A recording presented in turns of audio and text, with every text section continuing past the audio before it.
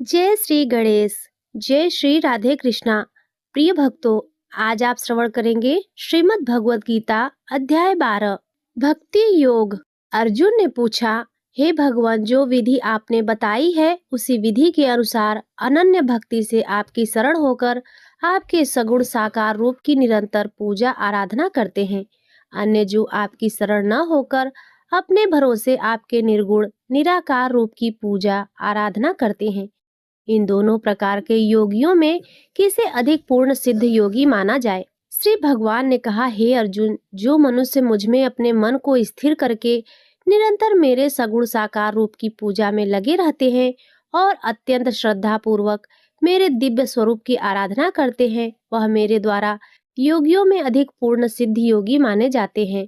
लेकिन जो मनुष्य मन बुद्धि के चिंतन से परे परमात्मा के अविनाशी, सर्वव्यापी, अकल्पनीय, निराकार, अचल स्थित स्वरूप की उपासना करते हैं, वह मनुष्य भी अपनी सभी इंद्रियों को वश में करके सभी परिस्थितियों में समान भाव से और सभी प्राणियों के हित में लगे रहकर मुझे ही प्राप्त होते हैं।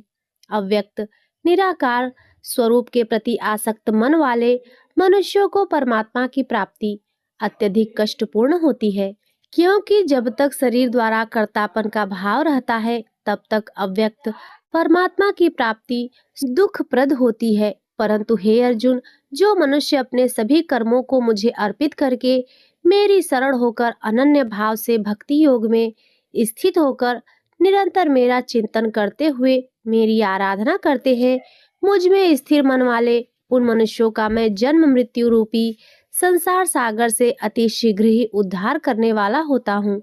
हे अर्जुन, तू अपने मन को मुझ में ही स्थिर कर और मुझ में ही अपनी बुद्धि को लगा।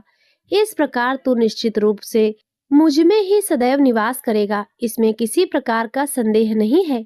हे अर्जुन, यदि तू अपने मन को मुझ में स्थिर नहीं कर सकता तो भक्ति योग के अभ्यास से द्वारा मुझे प्राप्त करने की इच्छा उत्पन्न कर। यदि तू भक्ति योग का अभ्यास भी नहीं कर सकता तो केवल मेरे लिए कर्म करने का प्रयत्न कर। इस प्रकार तू मेरे लिए कर्मों को करता हुआ मेरी प्राप्ति रूपी परम सिद्धि को ही प्राप्त करेगा। यदि तू मेरे लिए कर्म भी नहीं कर सकता तो मुझ पर आश्रित होकर सभी कर्मों के फलों का त्याग करके समर्पण के साथ आत्मस्थित महापुरुष की शरण ग्रहण कर। उसकी प्रेरणा से कर्म स्वतः ही होने लगेगा। बिना समझे मन को स्थिर करने के अभ्यास से ज्ञान का अनुशीलन करना श्रेष्ठ है। ज्ञान से ध्यान श्रेष्ठ समझा जाता है और ध्यान से भी सभी कर्मों के फलों का त्याग श्रेष्ठ है, क्योंकि ऐसे त्याग से शीघ्र ही परम शांति की प्राप्ति होती है। जो मनुष्य किसी से द्वेष नहीं करता है, सभी प्राणियों के प्रति मित्र भाव रखता है, सभी जीवों के प्रति दया भाव रखने वाला है, ममता से मुक्त, मिथ्या अहंकार से मुक्त, सुख और दुख को समान समझने वाला और सभी के अपराधों को क्षमा करने वाला है। जो मनुष्य निरंतर भक्ति भाव में स्थित रहकर सदैव प्रसन्न रहता है, दृढ़ निश्चय के साथ मन सहित इंद्रियों को वश किए रहता है और मन एवं बुद्धि को मुझे अर्पित किए हुए रहता है, ऐसा भक्त मुझे प्रिय है। जो मनुष्य न तो किसी के मन को विचलित करता है और न ही अन्य किसी के द्वारा विचलित होता है, जो हर्ष संताप और भय चिंताओं से मुक्त है, ऐसा भक्त भी मुझे प्रिय होता है। जो मनुष्य किसी भी प्रकार की इच्छा नहीं करता है, जो शुद्ध मन से मेरी आराधना में स्थित है, जो सभी कष्टों के प्रति उदासीन रहता है और जो सभी कर्मों को मुझे अर्पण करता है, ऐसा भक्त मुझे प्रिय होता है। जो मनुष्य न तो कभी हर्षित होता है, न ही कभी शोक करता है, न ही कभी पछताता है और न ही कामना करता है, जो शुभ और अशुभ सभी कर्म फलों को मुझे अर्पित करता है, ऐसी भक्ति में स्थित भक्त मुझे अति प्रिय होता है।